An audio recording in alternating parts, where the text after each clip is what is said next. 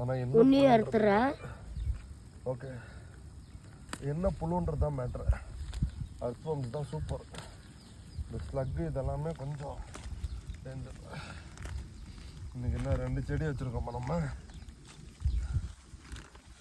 இதோ அங்கே ஒரு செடி, நார்த்தங்காவுன்னு அங்கே ஒரு செடி, இங்கே ஒரு செடி, இங்கே ஒரு செடி, இங்கே ஒரு செடி, அங்கே ஒரு செடி.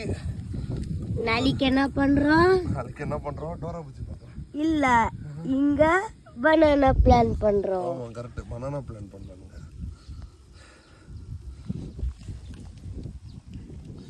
காலைல மெஞ்சிருக்கிறியா?